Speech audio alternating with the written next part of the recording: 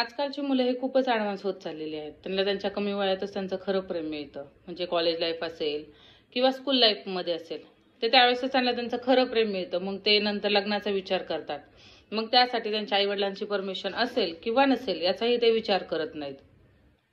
ते फक्त विचार करतात काय, की आपण लग्न कसं करायचं, केव्हा करायचं, कधी करायचं, कुठं करायचं आणि कसं करायचं. लग्न करायचं तर मोठं करायचं का? मग छोटंच करायचं. लग्न मोठं केलं तर आपला खूपच खर्च होईल. लग्न छोटं केलं तर आपली बचत होईल. मग आपण कोर्ट मॅरेज करायचं का? ठीक आहे, मग हा तर बेस्ट ऑप्शन आहे. तर मग आपण कोर्ट मॅरेजच करूया. परंतु कोर्ट मॅरेज करूया म्हणणं जितकं सोपं आहे, तितकंच कोर्ट मॅरेज करण्याची प्रोसिजर आहे का? चला, तर मग आज आपण ते पाहूया. नमस्कार मित्रांनो, मी आहे ॲडव्होकेट श्रुतिका आणि मराठी कायद्यामध्ये तुम्हा सगळ्यांचं स्वागत आहे. अनेकांना वाटतं की कोर्ट मॅरेज करावं. कोर्ट मॅरेज मग कोणत्या ह्याच्यामध्ये असतं? स्पेशल मॅरेज ॲक्ट असेल, मुस्लिम मॅरेज ॲक्ट असेल, हिंदू मॅरेज ॲक्टनुसार या अंतर्गत हे लग्न केलं जातं. या कायद्यानुसार 3 साक्षीदार यांच्या उपस्थितीत जात, धर्म, पंथ यांच्या संबंधित एकमेकांवर कोणताही निर्बंध न लावता परस्पर सहमतीनं कोर्ट मॅरेज करण्यासाठी हा कायदा सहमती देतो. परंतु कायद्याच्या काही अटी आणि शर्ती आहेत. त्या काय? की पहिली अट अशी आहे की मुलीचं आणि मुलाचं वय कायद्याची अटी पूर्तता करणारं आहे का? म्हणजेच मुलाचं किंवा मुलीचं वय लग्नाच्या योग्य आहे का? मुलगी ही 18 वर्ष पूर्ण आहे का? मुलाचे वय हे 21 वर्ष पूर्ण आहे का? हे अगोदर पाहिलं जातं.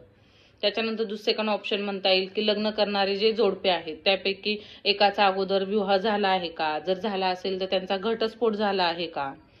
थर्ड ऑप्शन येतं विधूर आणि विधवा हे लग्न करणार असतील तर त्यांच्या जो जोडीदार आहे त्याचं मयत सर्टिफिकेट किंवा डेथ सर्टिफिकेट आहे का?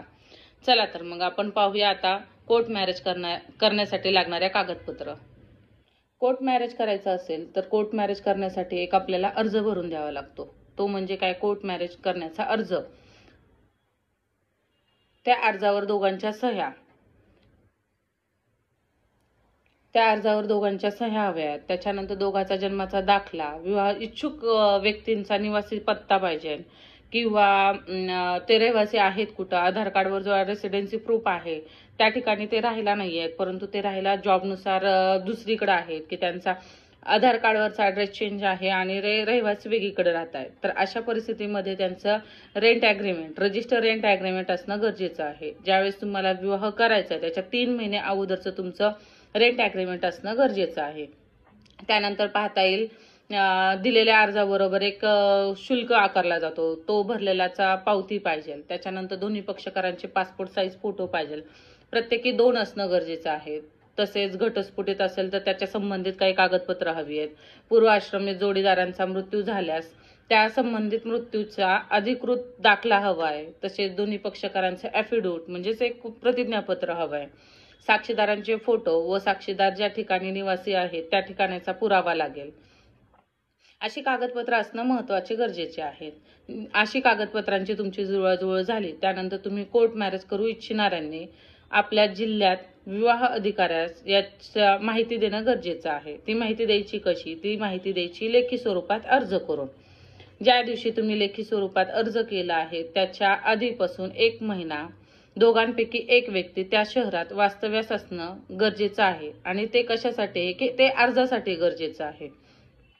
हा अर्ज करण्यासाठी 1000 रुपये इतका खर्च लागतो. अर्ज केल्यानंतर संबंधित विवाहाची नोटीस ही रजिस्टर ऑफिसमध्ये फलकावर लावली जाते. जेणेकरून जर या विवाहापासून कोणाला आक्षेप असेल तर याची तो नोंद त्या विवाह रजिस्टर ऑफिसमध्ये जाऊन करू शकतो. ज्यावेळेस विवाहावर कोणी आक्षेप घेत असेल त्या टायमिंगला विवाह अधिकारी त्याची चौकशी करतो.